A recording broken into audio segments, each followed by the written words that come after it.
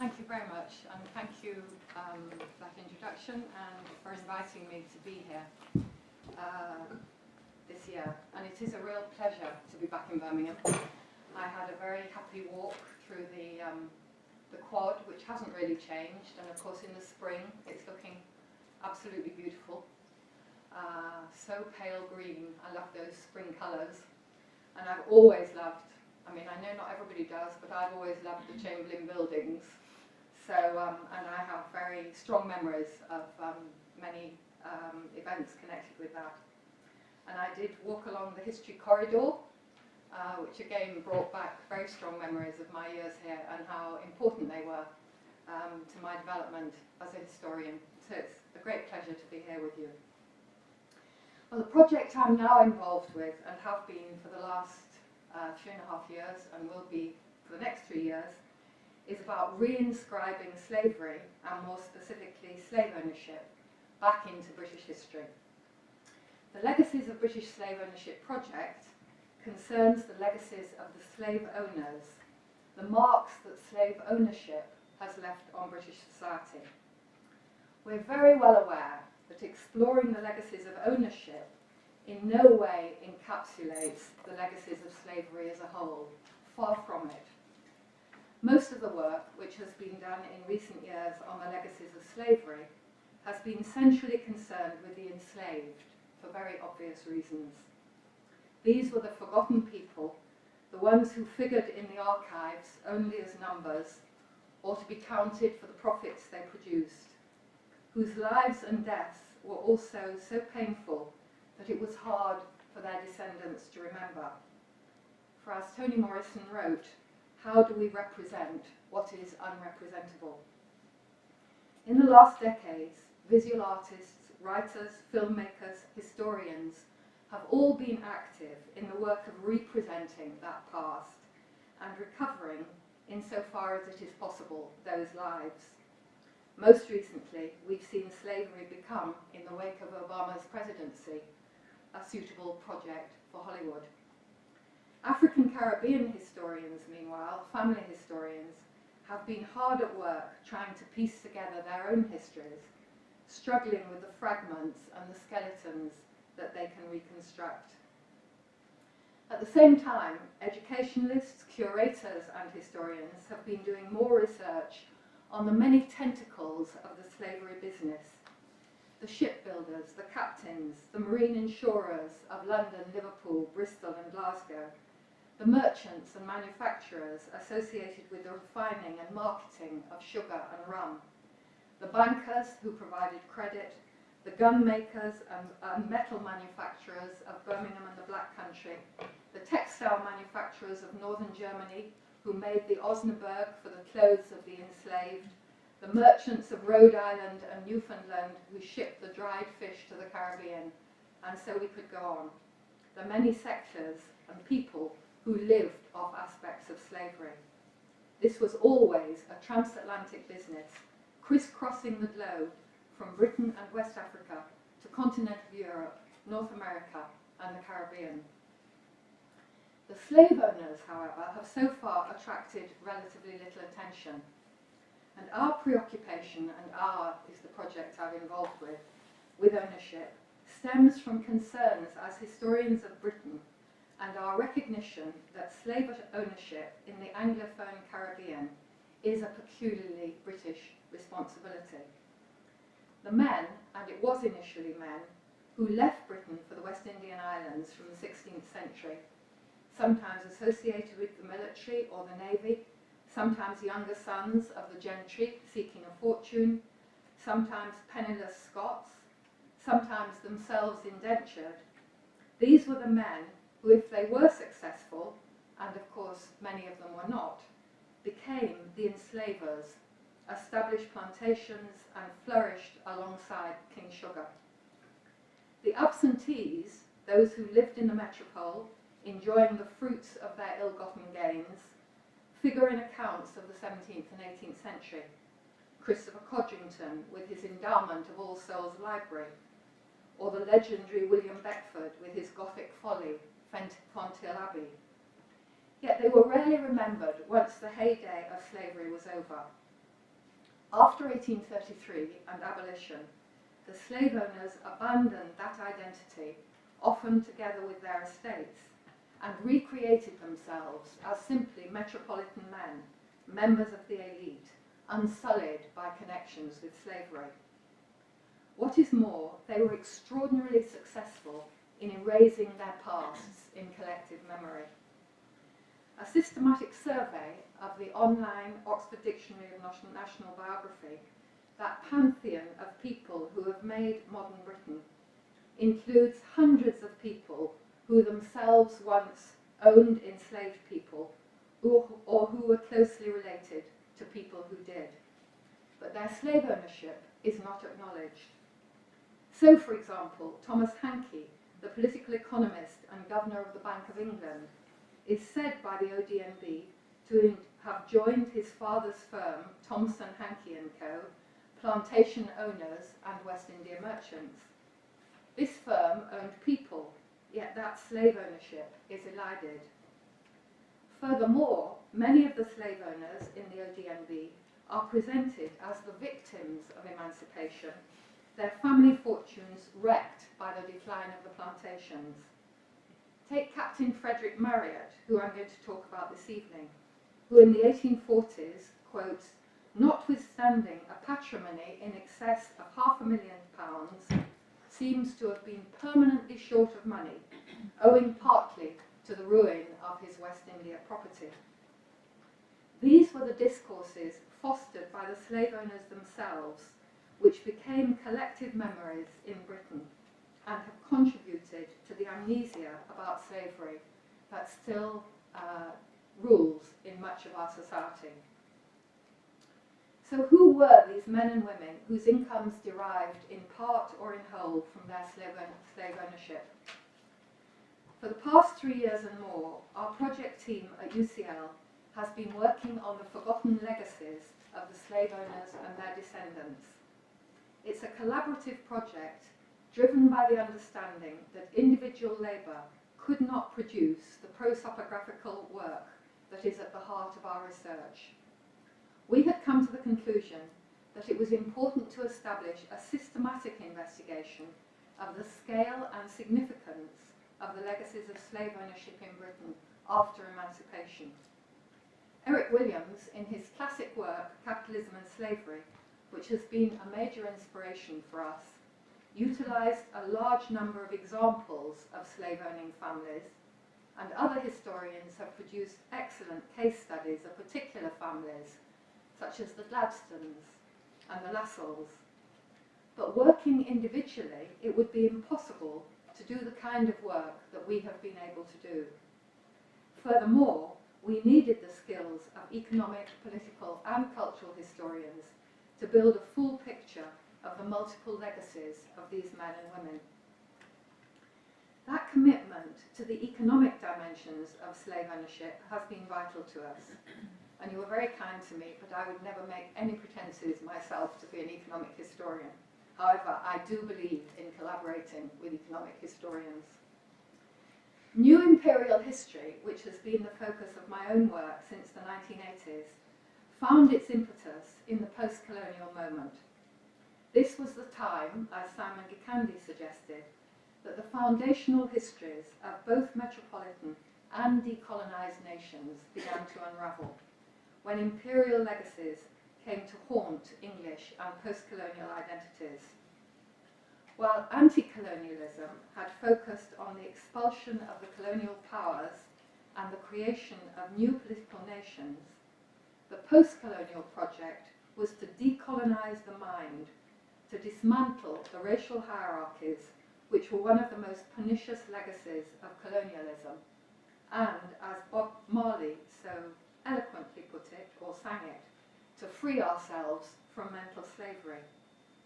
The damage that had been done by colonialism was not only political and economic, it was also cultural, shaping minds and subjectivities. His powerful and evocative lyrics were intended for his own people, the oppressed and the exploited, whose sense of self had been damaged and deformed by colonial power. But it was not only the colonised the colonized who needed to dismantle their minds. It was also the colonizers, those who had assumed power and superiority over subordinated subjects, whose culture was built on the disavowal of violence and conquest, whose imperial dispositions were embedded in everyday practices of life. New Style Imperial History, critical colonial studies, as it has come to be called, started from these premises. The histories of colonizers and colonized were inextricably linked.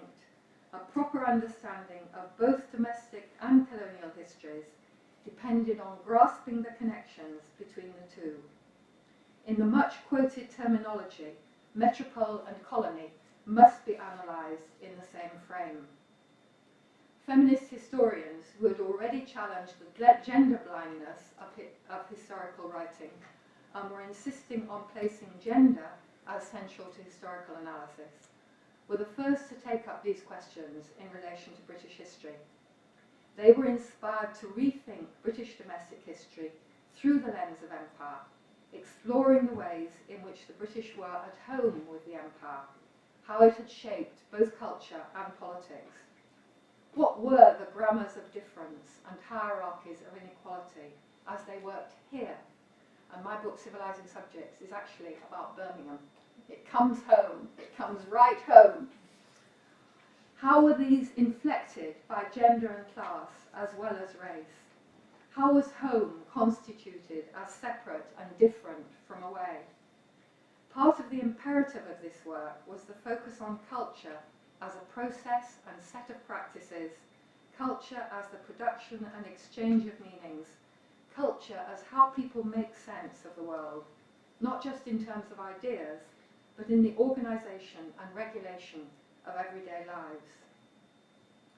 In this preoccupation with culture, identity and representation, larger social and political questions were never abandoned, but now ideology was given determining weight alongside the economic.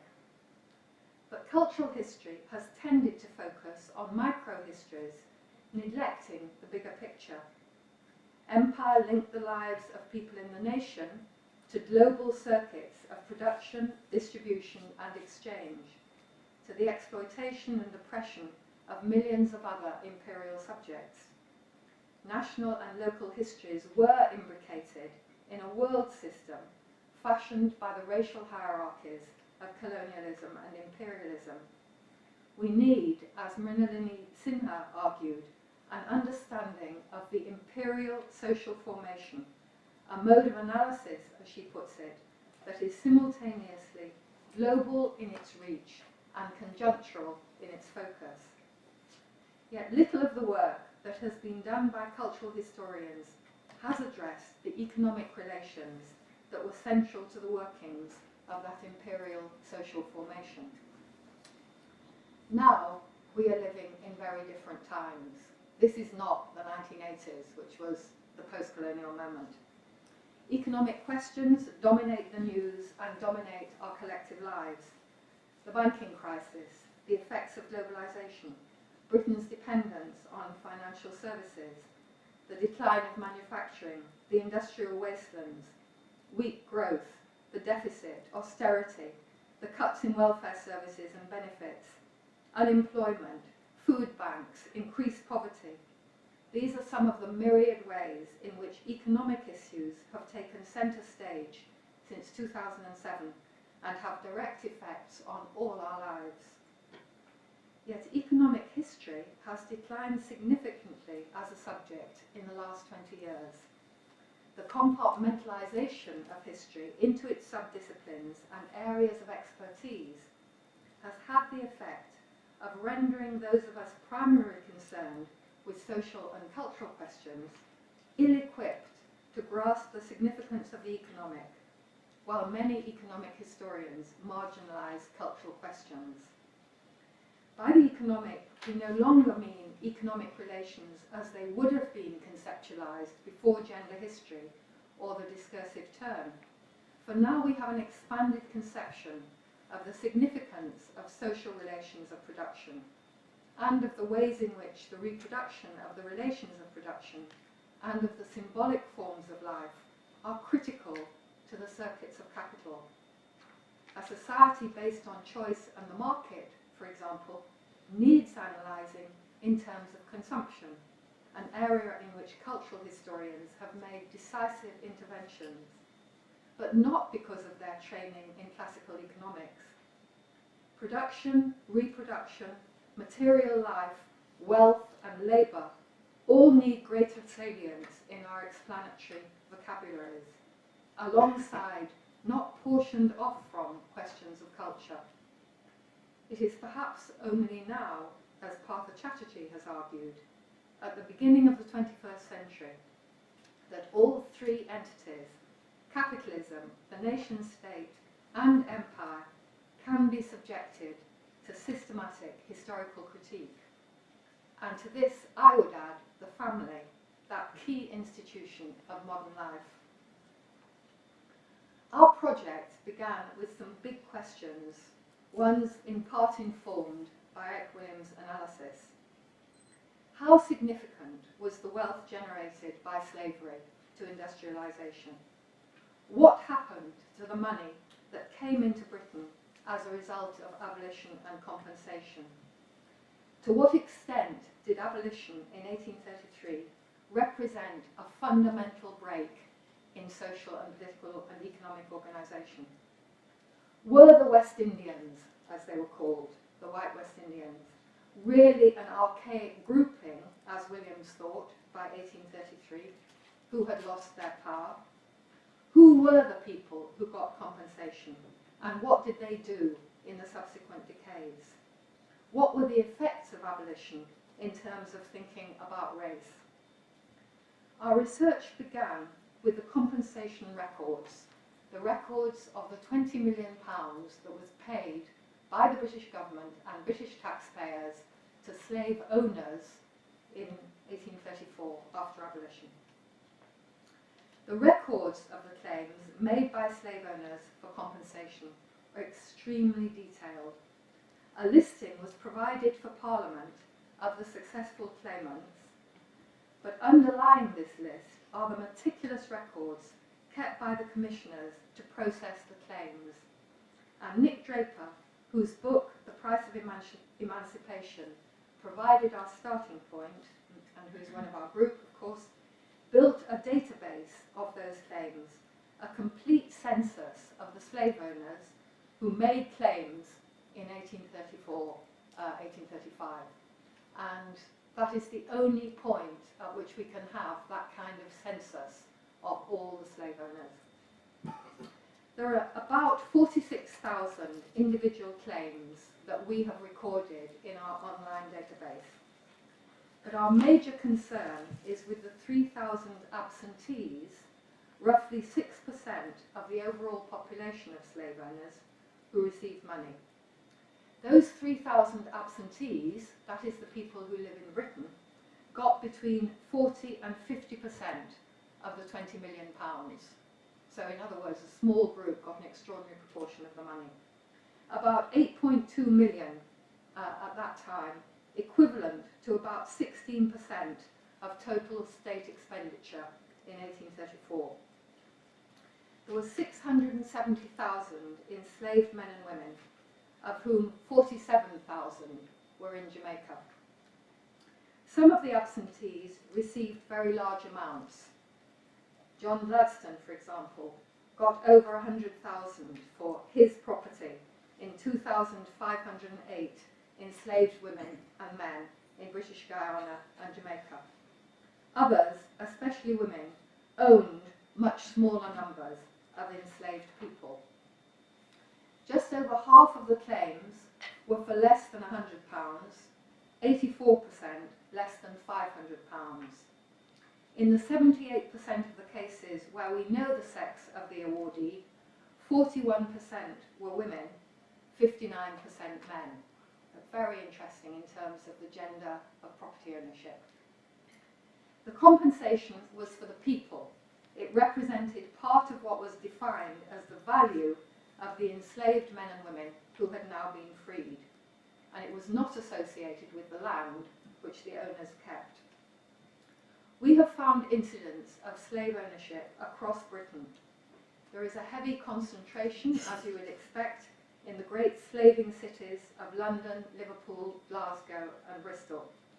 But there are also clergy across the country, retired West Indians in spa towns such as Cheltenham and Leamington. Leamington's quite a hot spot.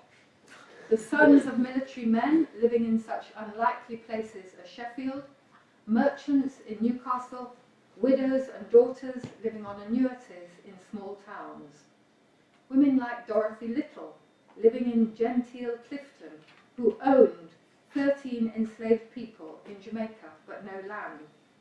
She wrote multiple letters to the Slavery Commission asking for information and advice, demonstrating her detailed knowledge of the compensation process and claiming that it was inconsistent with the character of noble Englishmen to reduce aged widows to beggary by forcibly taking their property. No such widows were to be found in Birmingham, nor indeed any claimants at all in this industrial town with no resident aristocracy or gentry.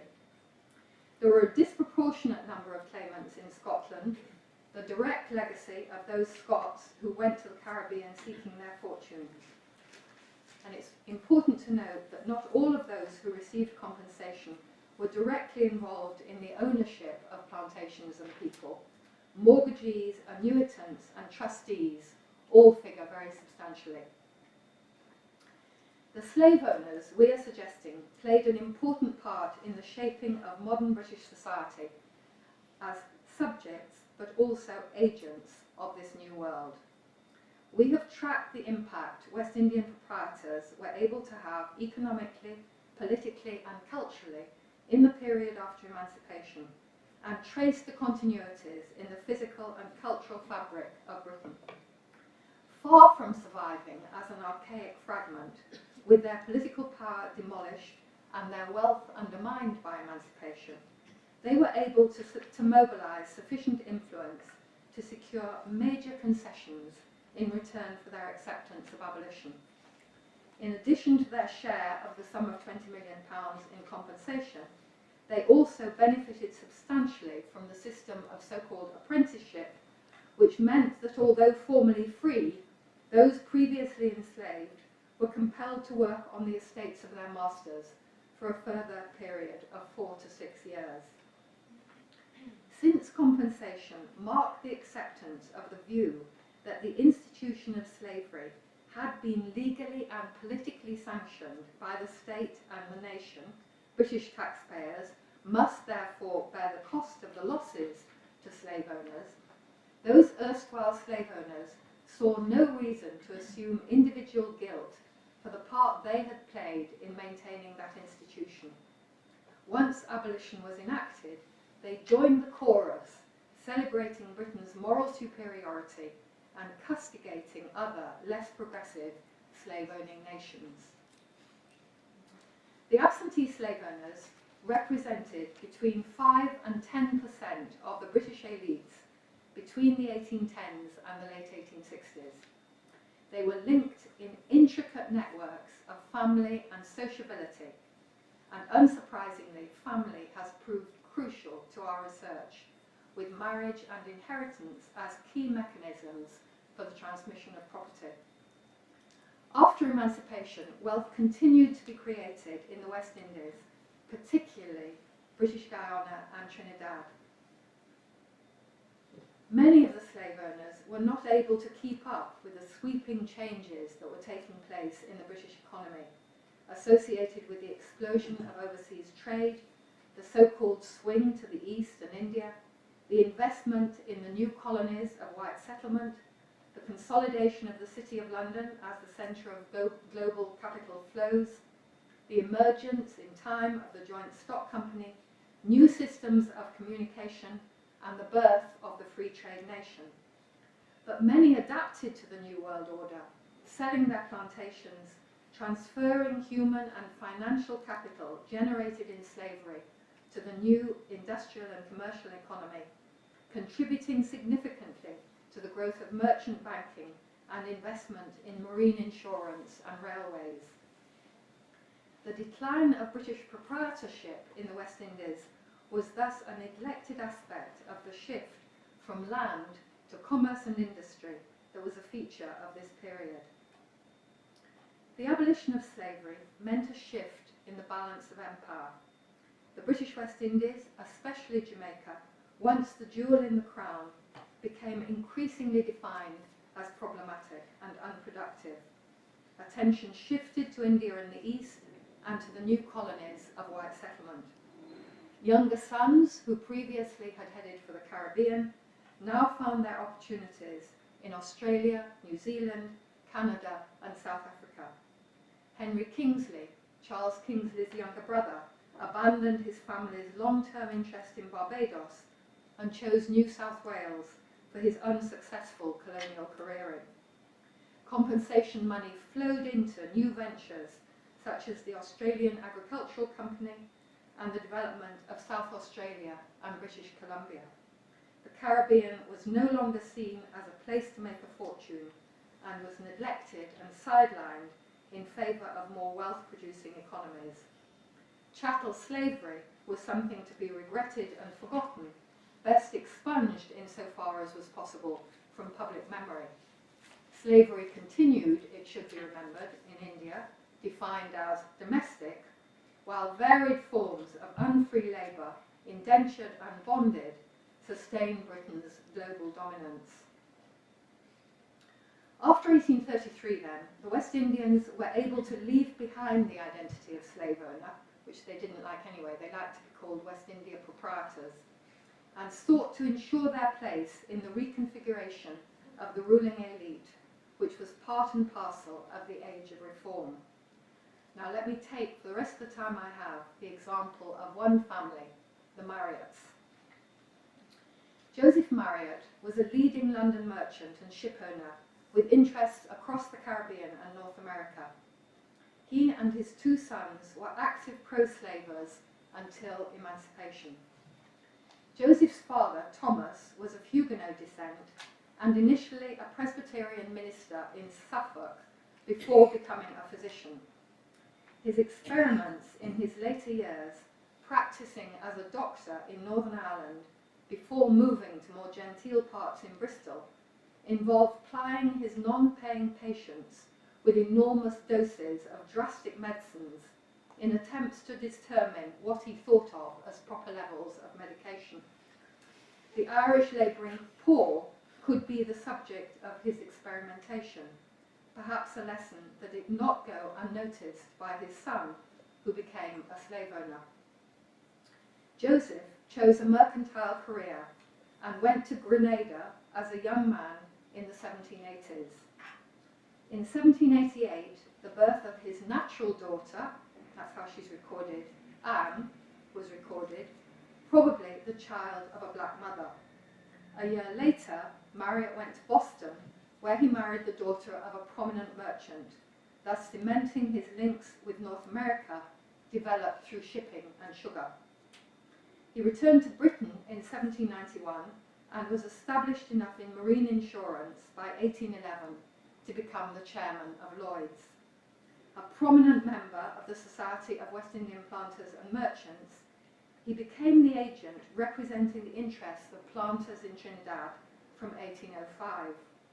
He later acted as agent for Grenada. In the early 1800s, he was living in Great George Street and had an elegant country house in Wimbledon, which was well known for its garden. He was one of the most articulate of the absentee slave owners, with properties in Trinidad, Grenada, Jamaica, and St. Lucia. In 1807, he petitioned Parliament against the abolition of the slave trade, and while an MP, he spoke vociferously in defence of the trade and of slavery and against the equalisation of East Indian and West Indian sugar. He published numerous pamphlets, most notably his thoughts on the abolition of the slave trade and civilization of Africa in 1816, which was part of a long-running controversy with the leading abolitionists James Stephen and Zachary Macaulay. As an MP, he was something of a maverick, never attached to either Whigs or Tories, strongly opposed to the new but delusive and dangerous doctrines of free trade, and hostile to Catholic emancipation, but prepared to vote for a measure of parliamentary reform. At his death in 1824, he was said to be worth £500,000. His sons were expected to continue the work of the family business, both in the commercial and political sense. Joseph Jr. and Charles both went into the mercantile house, which also had banking interests. Joseph, the eldest, born in Grenada, and legitimate of course, in 1790, became his father's partner on coming of age, and on his father's death in 1824, he became the head of the house. In 1826, he entered the House of Commons, representing Sandwich as an independent, as his father had before him. He became a member of the newly streamlined West India Committee when it was formed in 1829, and staunchly defended planter interests. In 1830, before emancipation, he claimed that, to quote, "The case of the West India planters is not one of mere distress, but of absolute annihilation," and he supported the West Indians in their petition against the precipitate abolition of slavery, asserting that abolitionists were guilty of circulating the grossest calumnies against the proprietors. In 1831, he followed in his father's footsteps again, becoming the agent for Grenada. And in the House of Commons, he strongly denied Thomas Farrell Buxton's claim that his father had admitted that slaves were dying off, quote, like rotten sheep, providing as evidence a letter from his brother Charles, who was managing the family estates and who asserted that the system was working well.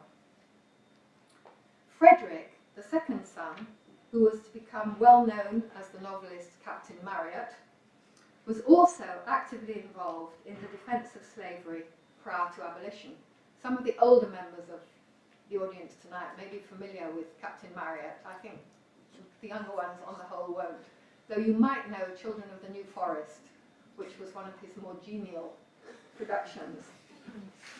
Captain Marriott had gone to sea as a midshipman in 1808 when he was 16, and was in the Navy during the Napoleonic Wars, fighting in the East and West Indies and Burma, glorying in adventure and danger. In 1819, one of his early caricatures, engraved by his friend Cruikshank, represented Africans as ugly savages. He left the Navy in 1830 and turned to writing naval novels as a new source of income, supplementing his West Indian inheritance. The year before abolition, he published Newton Forster, an explicit defence of slavery, an intervention in the national debate over emancipation and compensation. He stood unsuccessfully for the House of Commons that same year, at the height of debates over reform, aiming to represent ships, commerce and colonies. Asked for his position on abolition, he said that he detested slavery as heartily as any man could, for few pro-slavers would admit to being positively in favour of the institution by the 1830s, though it was commonplace to argue that slavery was a necessary step on the road to civilization. He could never consent, however, he continued, using well-tested pro-slavery arguments, to give his whole attention to the Negro across the Atlantic, while he knew that his own countryman was dragged into slavery, and the wife and children of his bosom were left to pine in wretchedness and want. He would redress that grievance and protect the British seaman before he thrust his philanthropy on the African Negro. Marriott continued to campaign for the West India interest, and early the following year wrote a passionate appeal in the Metropolitan magazine, which he edited, begging parliamentarians not to abolish slavery. The Negro was not, he wrote, a slave to the oppression of the white, but to his own ignorance, to his own ferocity, and to his own inaptitude to value the blessings of civilization. Joseph and Charles Marriott, as the named individuals representing the family firm, received compensation money of over £40,000 for 700 enslaved men and women in Trinidad, Grenada, Jamaica and St. Lucia. Both continued their active involvement with the business, but Joseph left it in 1849 and went to live in, I don't know whether there are any Welsh people here, but I won't be able to pronounce this right, in Mesedwyn Mansion, an imposing establishment near Swansea, not far from the ironworks in which his firm had invested, an example of the fruits of a West Indian fortune going to a new and vital sector of the industrial economy. The iron furnace had been leased to George Crane in 1837 excuse me, and was subsequently developed by Joseph Marriott and his partner, Sir Charles Price, under the name of the Inniskilling Iron Company, dealing in both coal and iron. The Welsh iron industry, as Chris Evans has demonstrated, had benefited from a surge of investment between 1760 and 1800 and become Britain's premier iron-making region. Iron-making required a heavy outlay of capital, and Wales could not provide it. But West Indian riches were nourished Welsh industry. The Inniskilling Iron Company had its most prosperous period in the early 19th century and was the site of the invention of the hot blast method. It changed hands several times, but only ceased production in 1941 and is now the site of an industrial theme park. Brother Charles Marriott, meanwhile, remained actively involved in the West India business, continued to defend the interests of the planters in Britain, and was one of the prime movers in setting up the Indian indentured labour system in Trinidad, as well as being a director of the Colonial Bank and Trinidad Railway Company. His son Charles, however, abandoned the Caribbean connection and left Britain for Australia in 1852, serving as an archdeacon there. Erstwhile slave owners were collectors and connoisseurs, and compensation money went into the buying of books and artworks. Joseph Marriott enjoyed putting some of his money into collecting china, as did his mother, while brother Frederick collected antiquities and curiosities drawn from his travels across the empire, including a boy from Burma who he presented to the Duke of Sussex. Finding it difficult to discover information about china and porcelain, Joseph went with his friend and partner Price on a tour of the principal collections and manufacturers on the continent. He subsequently wrote a history of pottery and porcelain, medieval and modern, which was published in 1850, replete with many illustrations and colour plates. As he noted in his introduction, the survival of pottery was a valuable aid to historical research, whether learning of the domestic manners of nations or the geographical limits of ancient empires. His connoisseurship in this field, which had long been one associated with the aristocracy and royalty, was a symbol of his genteel status. Art was to stand outside of use and purpose, the domain of the aesthetic. The discourse of taste could prise open the class system. The commercial aspects of life, the ironworks down the road, could be quarantined off in the celebration of the aesthetic.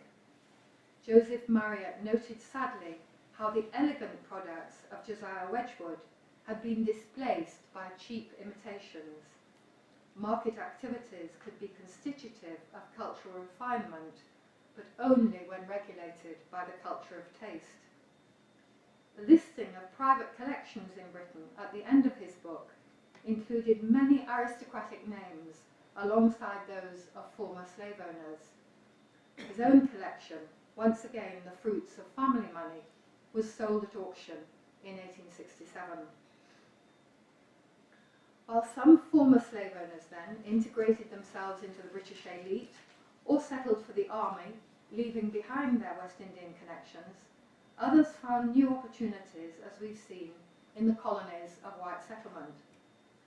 Joseph Marriott's 6 sisters, that's Joseph Marriott Sr.'s daughters, had each been left £20,000 by their father, and one of them, Augusta, married Sir Henry Young, the son of a Trinidadian colonial administrator, who himself became Governor of South Australia. These are the networks of empire. Not restricted to colonial careering, but providing the sinews of a global system of power. The Marriotts were a family of writers as well as collectors. Joseph Sr. had published his numerous pamphlets and was a very fair poet. Joseph Jr. wrote on china and porcelain. His youngest brother wrote travel books on Scandinavia. His sister on the history of lace and nature. None of them achieved the success, however, of their brother Frederick, who was an extremely popular writer, publishing his novels serially and establishing a wide readership, ranging from Carlyle, Mill, and Macaulay to the new reading public. Macaulay records in his journal many a time that his last activity at night is reading Marriott's naval novels, and he always writes after it, trash, just trash. But he went on reading it. Marriott was unrepentant in writing for a mass audience, seeing it as his duty, for they required instruction. We are educating the lower classes, he insisted, aiming to counteract sensational literature and unstamped publications, full as they were of ribaldry, libel and obscenity, challenging, as far as he could, the nefarious views of demagogues and chartists. Authority and hierarchy were central to his thinking, whether in class, gender or racial terms.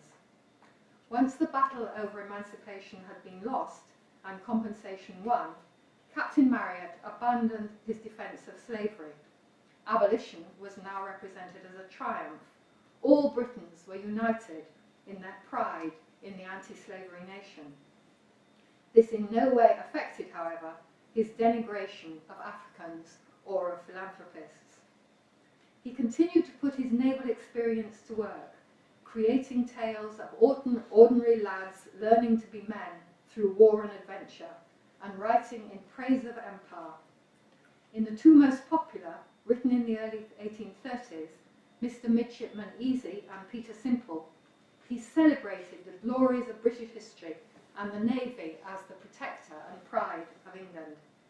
His boy heroes were simple, swashbuckling lads who saw life as a series of adventures and who were part of a triumphalist narrative celebrating authoritarian and anti-egalitarian values laced with patriotism and martial valour.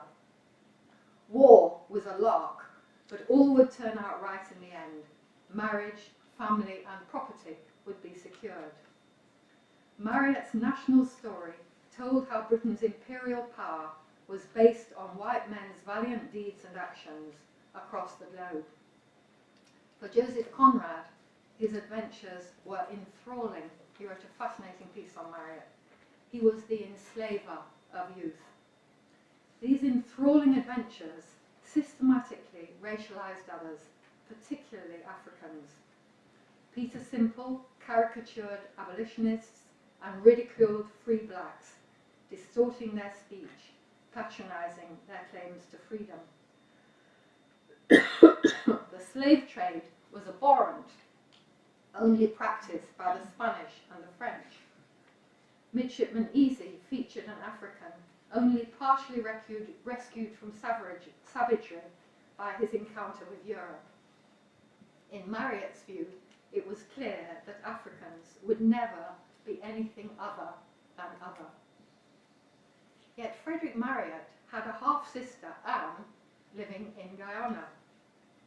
We do not know what he made of this, but he must have known, since she successfully claimed for compensation. We do know, from one of his direct descendants, who's been in contact with us, that amongst his enemies, a rumour circulated persistently that he himself was of mixed race. This may explain some of the vitriol in his representations of Africans.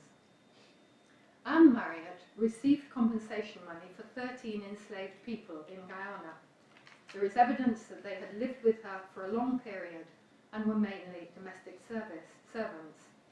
It seems likely that Father Joseph had manumitted her and enabled her to set up in trade in Guyana, a very different fate from her legitimate siblings.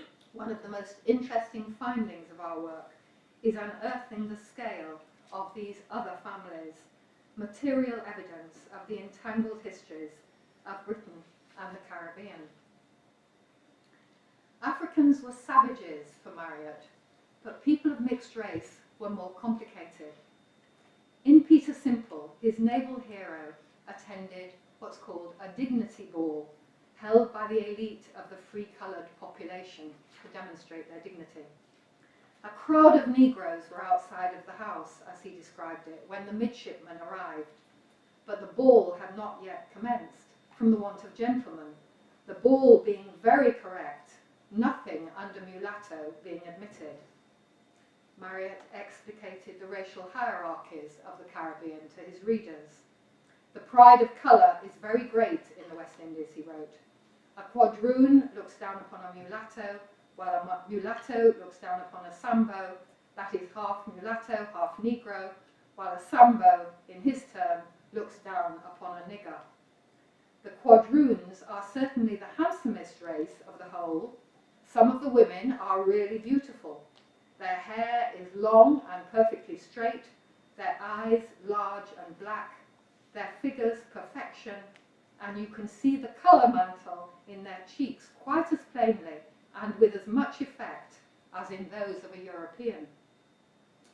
Marriott lampooned the pretensions of these men and women, their aping of European manners, their laughable aspirations. The young women, however, who he names Miss Eurydice, Miss Minerva, and Miss Aspasia, their names all taken from ships on which he had worked, were not simply figures of fun. Their slight drapery and apparent disregard of stays also made them objects of man's desire. Indeed, in another of his early novels, Marriott's young hero visited the Bahamas, where, as in all the other islands of the West Indies, there is a class of women born of white fathers and musty or mulatto women, nearly approaching in complexion to the European. Many of them are brunettes with long black hair, very pretty, good eyes, and often elegant figures. These ladies are too proud of the European blood in their veins to form an alliance with any male who has a suspicion of black in his genealogical table. The young midshipman in this novel has an affair with one such woman, Carlotta, but tired of her when she became jealous and possessive of him. Fearful of losing him, she turned to obeah and poison, and would have poisoned him if it had not been for the intervention of a faithful slave. He abandoned her without a second thought, knowing that she would never now secure a marriage, while he himself went on to make his proper alliance with a white woman of property. Marriott was a great friend of Dickens and a well-known figure in London's literary scene in the 1830s and 40s, friendly with Cruikshank and Harrison Ainsworth, enjoying company and theatricals. In the late 1830s, he travelled in North America and published his journal, and like Dickens, his encounter with African Americans increased his prejudices. He failed to condemn slavery and concluded that Northern blacks would never have the same intellectual power as whites, since, quotes, the race are not formed for it by the Almighty. He could not abide fanatical abolitionists like Dickens, and was deeply disturbed by miscegenation and the spectre of democracy. He hoped that his book would expose its dangers. If I have in any way assisted the cause of conservatism, I am content, he wrote. Marriott's account of racial antagonism in Percival King, written after his American sojourn, is particularly brutal. It opened as a familiar story of a wild youth going into the Navy, but took an unusual turn. Percival, the hero, was captured by pirates in West Indian waters, but astonishingly, they all turned out to be black. The captain ordered him to be immediately thrown overboard, but the lad's sparky response saved him. The crew immediately blacked him up, since he was allowed to stay on the ship, so that he would be like them. They captured a slaver, and the captain was in a fierce rage with the white men on board that slave ship. Percival, locked below, heard terrible noises and sounds of preparation on deck. Then he heard terrible screams and shrieks, followed by the most appalling smell. He discovered that they had roasted all the white men alive and then thrown them overboard. He pondered over the fact that he really did not feel as much horror as he should have done. Had this dreadful punishment been inflicted upon any other persons than slave dealers, and by any other persons than Negroes, I should not have been able to look at the captain without abhorrence. But I knew well the horrors of the slave trade, and I had imbibed such a hatred against the parties who had carried it on, that it appeared to me to be an act of retaliation, almost allied to justice. He discovers that the captain of the slave ship, that his history, the captain tells his life history, which is of being born in the US, but a free black man who was treated even worse, more despised than a slave. There was no justice in the United States for men of colour. He had been enslaved, horribly flogged, escaped to turn pirate, but his experience had taught him to hate all white men. Percival tired of murder and bloodshed on this pirate ship and wanted his freedom. In a dramatic episode where the pirates encounter another slave ship, Percival manages to escape. Many were killed in this episode, and the captain eventually blew up his ship, destroying himself and his crew. Percival, however, escaped to tell his English friends, "I've been playing the nigger for the last 3 months." In this novel, the pious recognition of the horrors of the slave trade and the ways in which white Americans could blight the life of Africans is juxtaposed with a terrifying picture of black cruelty and race hatred, which sits alongside a representation of the British as untouched by any such history. This is the process of disavowal. Silences and evasions are part of the stuff of history. In his later years, Marriott, tired of London life, invested in a farm in Norfolk and turned to writing children's stories of empire. His daughter became a writer too. She wrote 75 popular novels alongside sketches of garrison life in India, and she wrote the life and letters of her father, a work which effectively obfuscated the family's debt to slavery. The Marriott family then reconfigured themselves over 3 generations. An 18th century minister and physician, his son, a major slave owner, his sons, merchants, ironmasters and writers employed in the military and across the empire. This Victorian family was simply part of the British elite with interests in property, in heavy industry and in print. They defended slavery till the last possible moment and then adapted to the new times. Slavery might be dead in parts of the British Empire, but its fruits made possible new investments and enterprises built on forms of free and unfree labour. And we should note that by 1860, 90% of Lancashire cotton was slave produced. Racial hierarchies, meanwhile, lived on, reconfigured by these very slave owners and their descendants. Reinscribing that history, remembering what has been forgotten and disavowed, is the task of our project.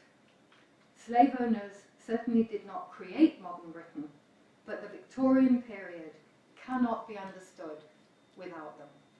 Thank you.